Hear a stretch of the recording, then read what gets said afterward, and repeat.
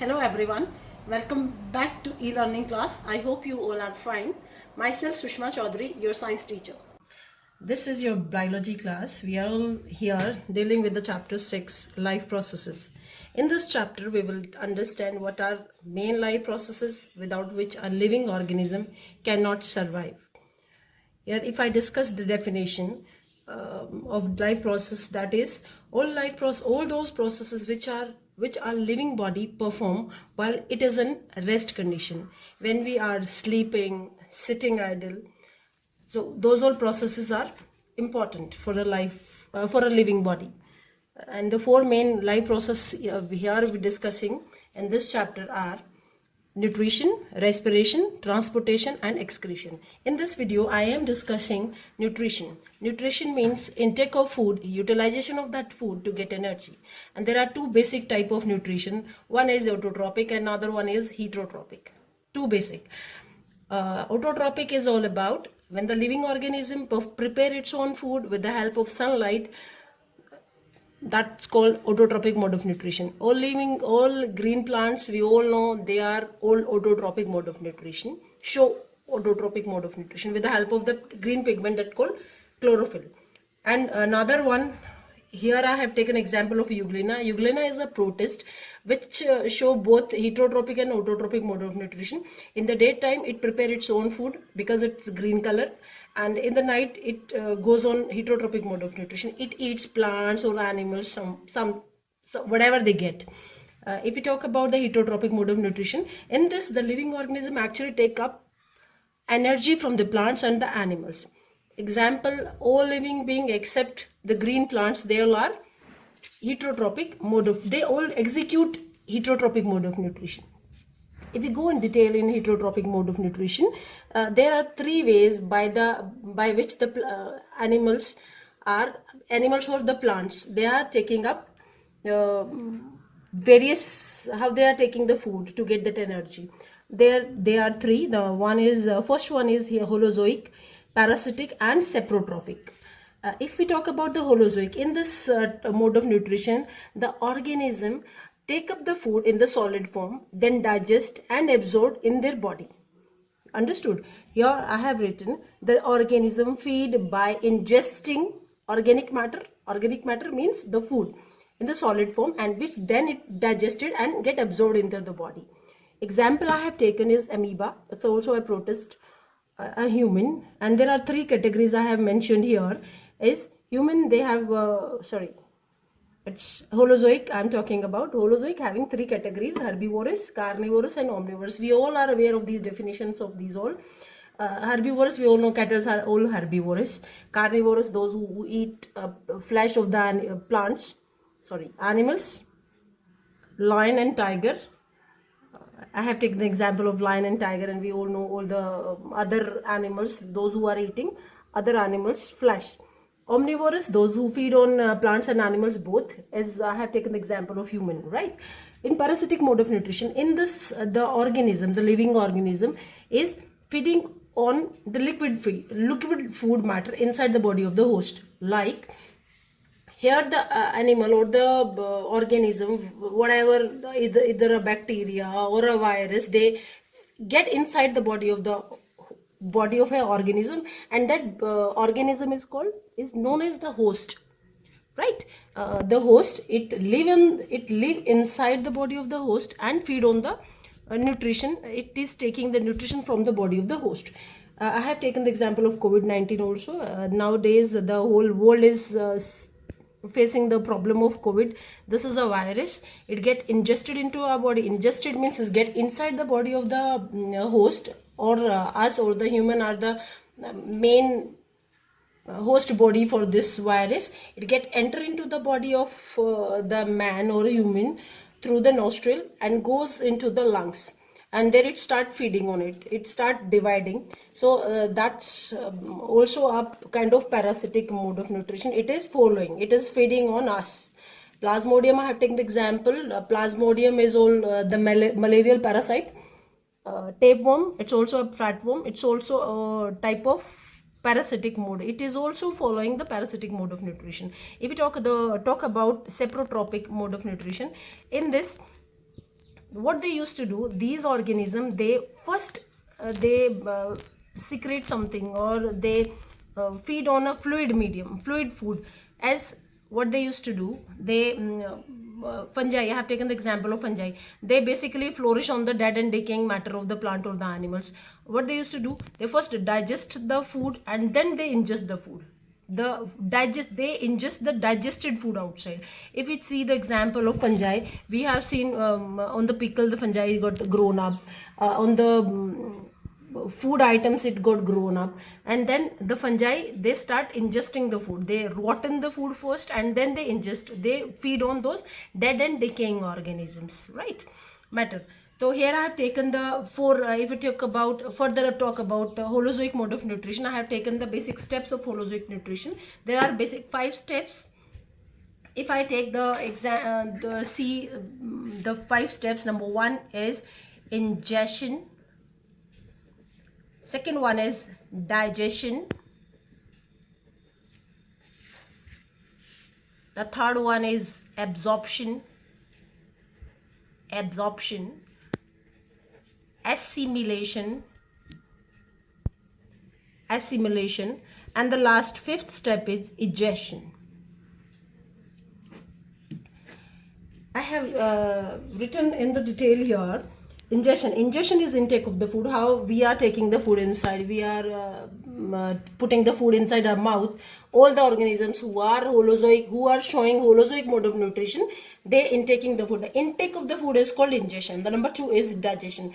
Means the food is got entered into the body and it start here the definition of digestion basically is breaking down of the complex organic food.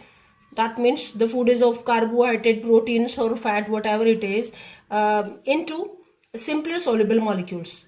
And this is all done by the mechanical and chemical change. Mechanically, the food is transformed into the simpler form by teeth, by chewing. We do chewing with the teeth, and by the contraction of the walls of the stomach or the intestine, whatever it is, the food is entered into the body. It start a mechanical change and the chemically change is by the certain enzymes. The food is the complex food. This is the complex food that we are eating. Complex food that we are eating, it is in the form of starch, protein and fat. The starch is got transformed into glucose. The protein is got transformed into amino acids, and fat is transformed into fatty acids and glycerol. These are the simpler form of the food, right? Here the food can be absorbed by the body, right? The third one, the steps in the holozoic nutrition, the third one is absorption. It involves passing of digested food. That food is got digested here. It is all soluble form, right? Soluble form, that means the food can be absorbed by the body. Back, digested food, it involves passing of digested food components through the small intestine to blood and lymph. I have I'll love to make a simple diagram about it. If we talk about the intestine, I'll be explaining the intestine again. This is the intestine. Intestine is having certain outgrowth. They are finger-like projections that are called villi,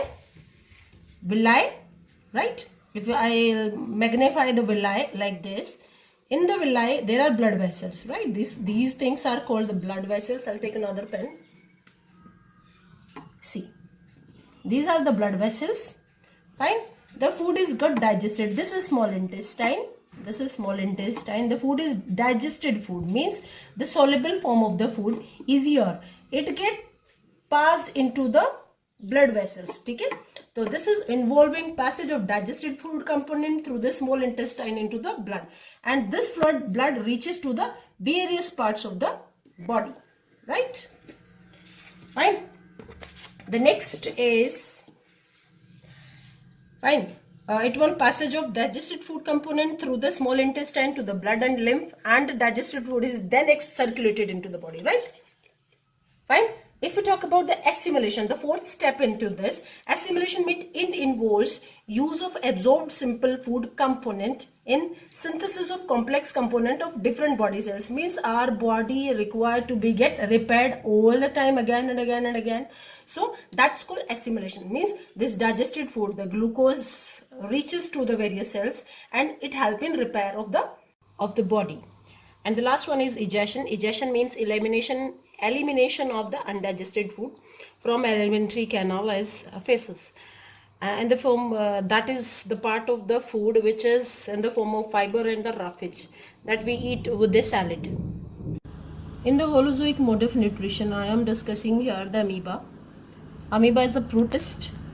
It is a unicellular eukaryotic organism that exhibit Holozoic mode of nutrition. It is also including the 5 steps of nutrition. One is ingestion, digestion, absorption, assimilation and egestion.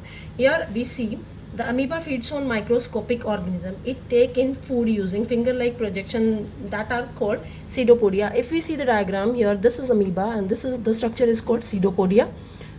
Into this fluid semi-fluid structure that's called cytoplasm, the nucleus is there. I am exhibiting this brown color food. It's a microorganism. If it is around the amoeba, it encircle the food and engulf or ingest it by making a pouch like structure by the process of phagocytosis. That's called phagocytosis.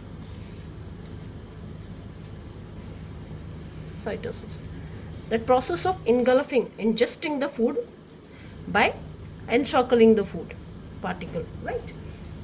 And the food comes to lie in a vesicle that's called food vacuole. This become the food vacuole. This encircled food particle with that wall is become food vacuole. Then the digestion takes place. Here in this ingestion got entered into the body of the amoeba. Here the digestion took place. How? Lysosome fuses with the phagosome with this food vacuole, got entered into it and start simplifying the food. It start breaking down the food into the simpler one. Such type of digestion in which the digestion is occurring within the cell, it is called intracellular digestion. This is called intracellular. When the lysosomes contains enzyme, we all know that it start dissociating or decomposing or breaking down the food into simpler ones. In the next one, here the digestion takes place. Next step was absorption. The absorbed food diffuses into the cytoplasm. Here I am showing it with the pink dots. The digested food absorbed and assimilated into the cytoplasm. The digested food which has diffused into the cytoplasm quickly absorbed by the organism and converted into various constituent of the protoplasm. ये protoplasm के various constituents बनने के लिए इसको assimilation कहते हैं. That's called assimilation. Means it is helping to make it more good in fact it help in making the more molecules. If the we all know that this is a eukaryotic organism, it is also having organelles, so it help in formation of various organelles of the amoeba, right? And then the undigested, the food vacuole is still sustaining there, it is containing the undigested food. It goes to the rear end of the amoeba, right? And now digestion takes place. How digestion takes place? The undigested food material reaches here and by the process of exocytosis, it removes out the food through this pouch like structure. This is called egestion, right? The egestion.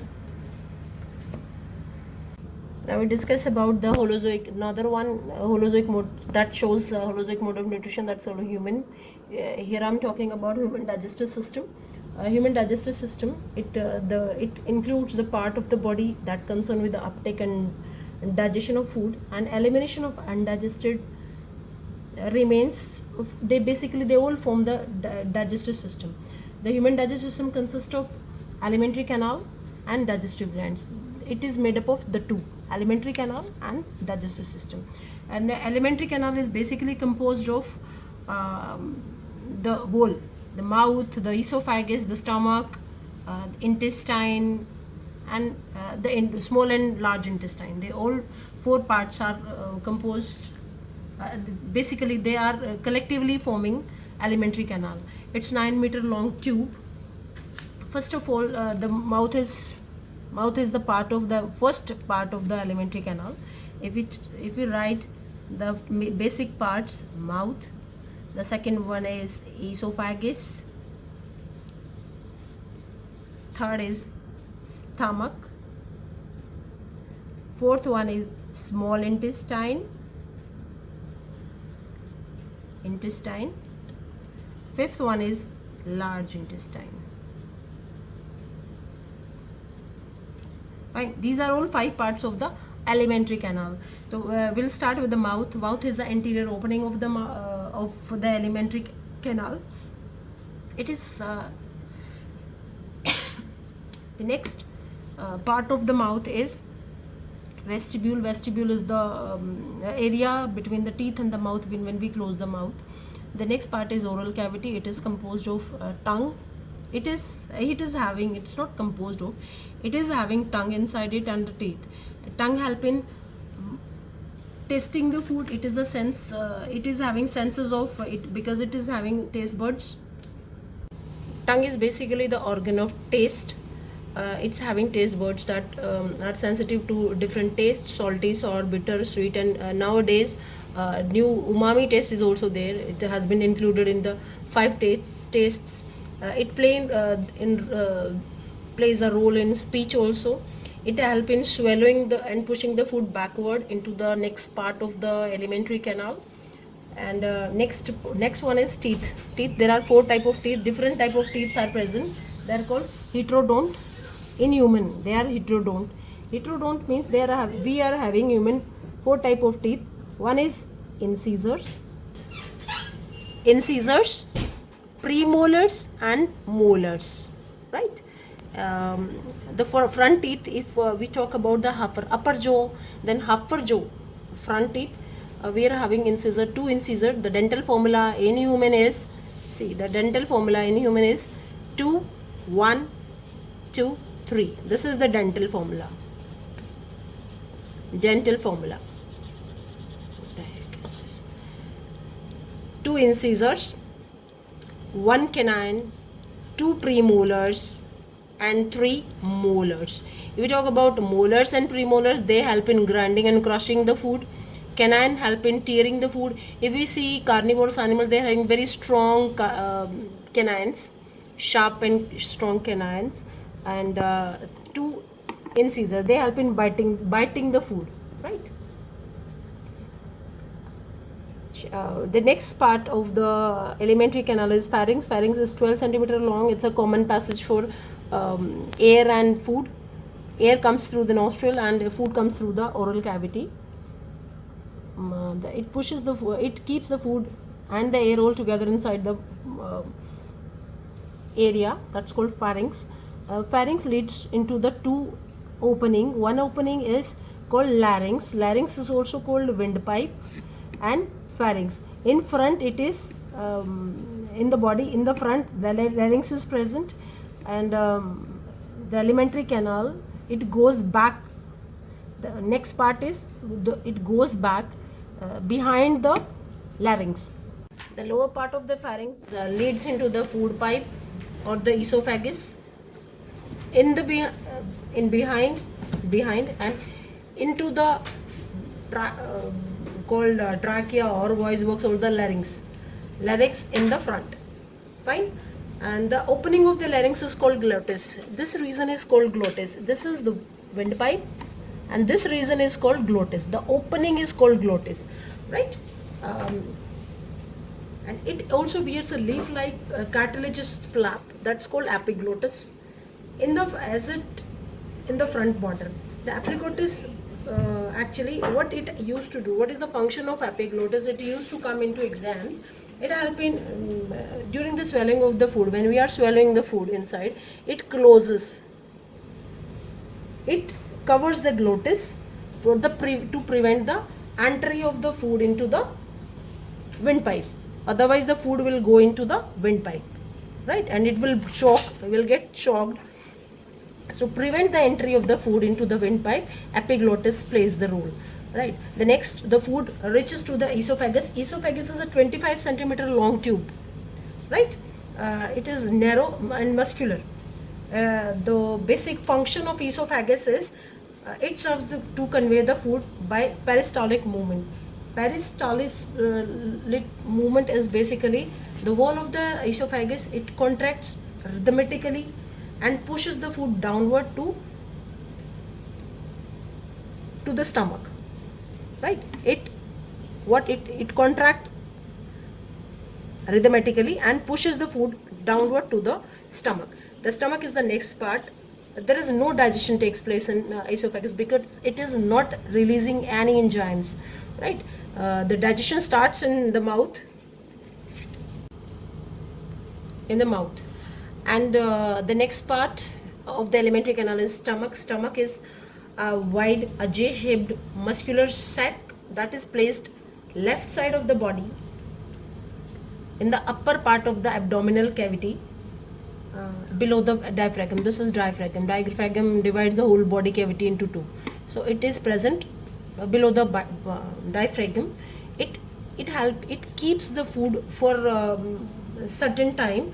It is very interesting to know that if we talk about the food, we all know that food composed of carbohydrates, proteins, and fats.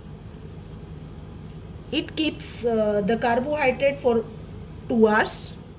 I'm talking about the stomach. Stomach keep the carbohydrate of the food for 2 hours. It keeps the protein for 3 hours and keep the fat for 3 to 6 hours. For 3 to 6 hours in the stomach. Stomach is a pouch. It's a sac-like structure that releases the three important the cells or the wall of the stomach. It releases out, it secretes HCl, mucus, and enzyme. So these are, it keeps the food for certain time. So it is always advisable that don't run after eating quickly. Just after eating anything, don't run out because it can disturb your digestion, right? The next part is the small intestine. This coiled structure, if you are seeing here in this diagram, this is called the small intestine. This is small intestine. This is composed of three parts. Number one part is duodenum. The small intestine starts after stomach. Here this is a C-shaped structure, that's called duodenum.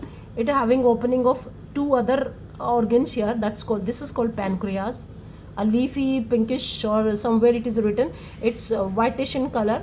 Another one is the largest gland of our body, that's called liver. These are common opening. They are commonly opening into the duodenum. First part is duodenum. The second part is called jejunum. Where is jejunum? Jejunum is the middle part.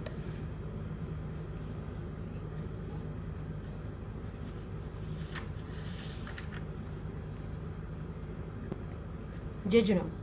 Okay, and the last part is ileum. This is ileum. This is the longest part where the absorption takes place. The complete digestion takes place inside the alimentary canal in jejunum. Here it is collecting the secretion of both these glands, throwing the food along with the enzymes and the secretion of these both glands, and throw it out into the jejunum. Jejunum, here the digestion takes place. Basically, if someone asks you the question, where do the complete digestion takes place in the alimentary canal, the completion of digestion takes place in jejunum. In ileum, there is only absorption occurs in ileum. Ileum is having villi. The villi, when we talk about the villi in earlier also I have talked about, the villi are the finger-like projection. It increases the surface area so that a maximum absorption of the food can be done. The next part is the large intestine. I have done mouth, esophagus, stomach, small intestine. Small intestine, ileum was the last part of the small intestine. The next part is large intestine. This is the large intestine. The food reaches, the food is absorbed, the food is got digested in jejunum. Now the absorption took place in ileum. Now what left? The undigested food. The undigested food is thrown into the large intestine. Now this is the large intestine is composed of the three parts. Cecum, this is the first cecum. colon, and the third one is called rectum. Fine. So cecum, colon and rectum. If we see, the small intestine basically serves two main functions. Means here the completion of the food takes place, means the complete digestion took place, and absorption of the digested food. These are the two main functions, right? Then the next one was large intestine. Large intestine, it's composed of cecum, colon and rectum, right? The large intestine, it's shorter than the small intestine.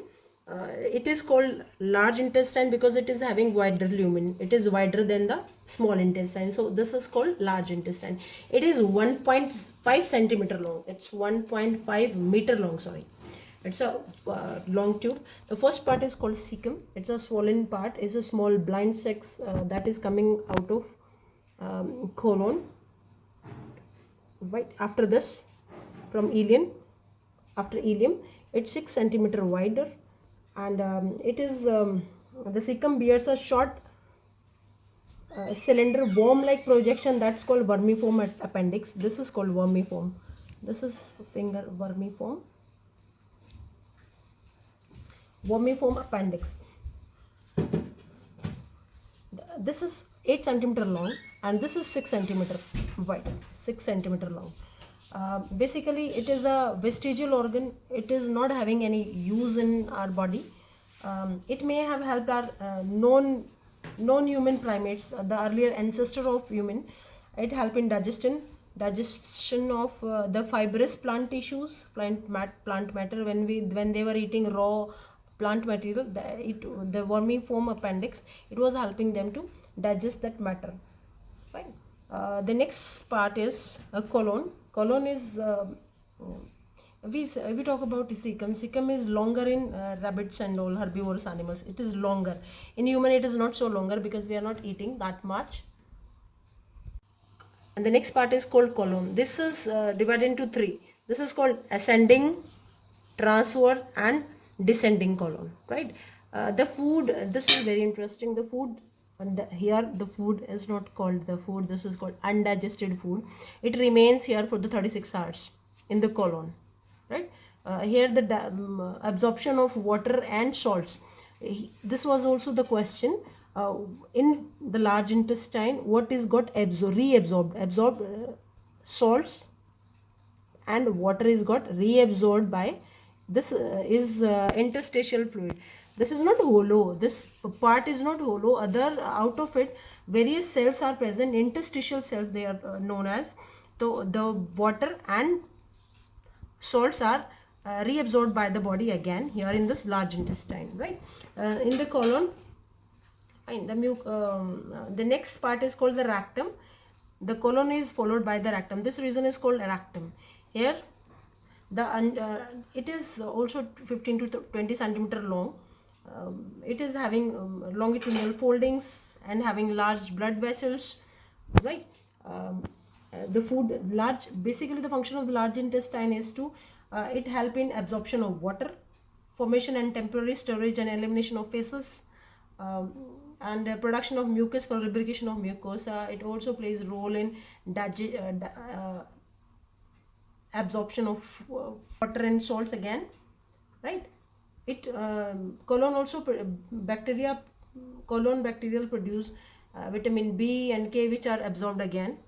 And then the last part is called anus. Anus, it is the last part of the alimentary canal. It is guarded by this anal sphincters, right? It is also contain involuntary muscles that help in release or elimination or digestion of the undigested food. And the next part is digestive gland. We have done the alimentary canal and in the human digestive system. The second part is digestive gland. There are three digestive glands. Four digestive glands are present. Three. It has been mentioned three, including salivary gland, liver, and pancreas. The stomach I'm just writing here because it's also releasing certain enzymes that help in digestion. Salivary gland, these are the three pair of glands which are present in our mouth, which which releases an enzyme that's called ptyalin, right? It helps in converting the starch into maltose. This is a simple, this is a carbohydrate. This is carbohydrate, and change this complex carbohydrate into slightly simpler one, maltose. Where these glands are present, they are present in the mouth, here on the corner of our jaws. In the jaws, we talk about jaws, they present here. The salivary amylase, salivary gland, which releases out saliva. It moistens the food, it helps in moistening the food. Its antibacterial function, it kills the bacteria that comes into our mouth with the food. Fine. So carbohydrate start digesting in our mouth. So after some time, when we masticate the food, it we feel it sweet after some time. This is due to that saliva. Saliva, what is saliva? If someone asks you what is saliva, this is the secretion of salivary glands which are present in our mouth. Here these three glands are present. One, this is the largest salivary gland. These are the two smaller glands which are present below the tongue. The pH of the mouth is 6.7. It is slightly neutral. The next part is stomach. If we talk about stomach, it's a J-shaped structure. It releases out three components. That's called one, HCl. The walls of the stomach. Here I have drawn the stomach. The walls of the stomach, they releases out. They are having these all cells. Different cells releases different components. HCl, mucus, and pepsin. These are collectively called gastric juice. If someone is asking you what is a gastric juice, this collective HCl, mucus, secreted by the cells of the wall of the stomach, that's called mucus, and pepsin. What is pepsin? Pepsin is the enzyme. If you talk about pepsin, what it is present in the propepsin form. When the HCl is released, in the presence of HCl, it got converted into pepsin. Pepsin help in digestion of breakdown of the protein, more complex protein into the simpler one, peptones. Peptose may convert kar deta hai, right? And the pH of the stomach is 2. It is, we all know, it is acidic, right? And moreover, one more interesting thing, 2 and 3 liter of the gastric juices has been released by our stomach per day. Every day it is. Now what we have done, the digestion of carbohydrate, we know the food is composed. Here I am making food. It is composed of carbohydrates, proteins, and fats. Carbohydrate starts digesting into our mouth. The protein in the stomach, here the protein, the bigger complex protein started breaking up into the simpler ones, right? And then the food reaches into the next part. We understood here the food reaches to the next part. This is called duodenum, and this is the small common opening, pancreas and the liver. The next part is liver. Liver is 1.6 kilogram, largest gland of our body. It is if you talk about the composition of the liver, it is 1/40th part of our body, right? It is composed of 2 lobes. In your book also it is written, it is drawn like this.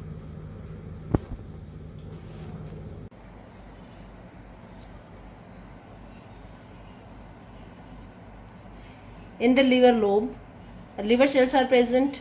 Here in the right lobe of the liver is a sac-like structure, piriform structure, that is called gallbladder. See, I have made a sac-like structure. This is called gallbladder. The cells of the liver, these are the cells of the liver. They start secreting formation of bile juice. Bile juice, the pH of the bile juice is about 8. It gets secreted and stored into gallbladder. When there is requirement of this bile juice, it releases out and comes out through this hepatic duct. This is hepatic duct, right?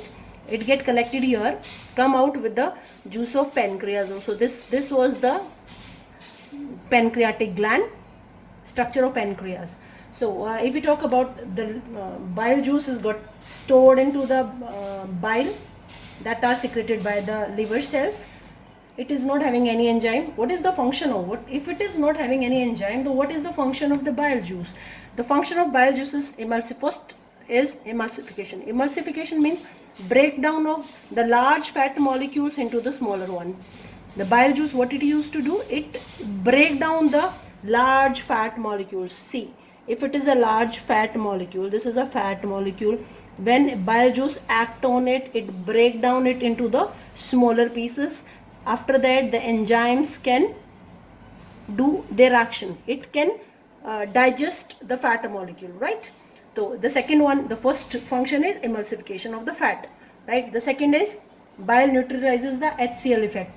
When the food comes out through the stomach, it is acidic in nature. It is alkaline. It is made because bile juice is alkaline in nature. It neutralizes the effect of HCl. And the next function of bile juice is it prevents decomposition of food by checking growth of bacteria, right? When the food is still the bacteria left there with the food, then the food is get free of bacteria. After that, somewhere we see gallstone. Some people have got gallstone. Sometimes if in the gallbladder, if cholesterol get deposited, precipitated here, then it is the gallbladder is not able to release the bile juice. Then it is very difficult for the people to digest fat on the moment when they are having gallstone. The next is pancreas. It's a cream color gland which is present, or called the it's a gland. Basically, it is an exocrine gland. Its role as a exocrine gland is, it's a mixed gland actually. It is playing the role as an exocrine and endocrine gland. As a exocrine gland, it is secreting certain enzymes. If I talk about pancreas, it's 60-gram gland. The secretion of this is having pH of 8.8. It's a 16 centimeter long and 2.5 centimeter wide. If I will show you the diagram, see, this one is pancreas. It is secreting out its secretion into this duct, which is called hepatopancreatic duct. That means this duct is releasing out its secretion into duodenum. Hepatic liver is secreting into this, and pancreas is secreting its enzymes and the substance it is releasing out into duodenum. See, so what it contains, basically pancreas secretion is containing sodium bicarbonate. What is the role of sodium bicarbonate? It neutralizes the acidity of the food. Number 2, trypsin. Trypsin is an enzyme which is secreted by the pancreatic juice in the form of trypsinogen. Fine. It's a proenzyme. Proenzyme means when the enzyme is released out, when it is generally it is secreting out in the form of this. It is not an active form. The active form is this. That means only trypsin can act on protein, right? Act on protein means it can break down the protein into the simpler protein. Right, simpler protein. समझ में आया सबको? Simpler protein, right? और enterokinase is that enzyme that change trypsinogen into trypsin. Understand? और आपको कुछ ज़्यादा trypsinogen पे नहीं जाना है, but you have to understand what is trypsin. Trypsin is the enzyme which is released or secreted by pancreas. What is the role of trypsin? It break down the complex protein into the simpler protein, right? Then the second enzyme which is released by pancreas is pancreatic amylase. Amylase आपने पहले भी सुना है, and that is amylase, salivary amylase. So, what is the role of amylase? It break down the carbohydrate into the simpler form, right? Simpler carbohydrate. The third one is pancreatic carbohydrate. The third one is pancreatic lipase. If we talk about lipase, lipase is that enzyme which break down the fat into the simpler fat. Okay, simpler fat. Fine, fat into simpler fat. और इसको help कौन करता है? If the bile juice will not be secreted by liver, then bile is helping lipase to break down the fat, because bile is emulsifying the fat. Emulsification means breakdown of the fat into smaller fat droplets, right? Then the enzyme, what is the name of the enzyme? That's lipase. And which lipase? Pancreatic lipase. It plays the role and it digests the fat and making it and convert it into the simpler fat, right? Then because this all stuff is there in the intestine.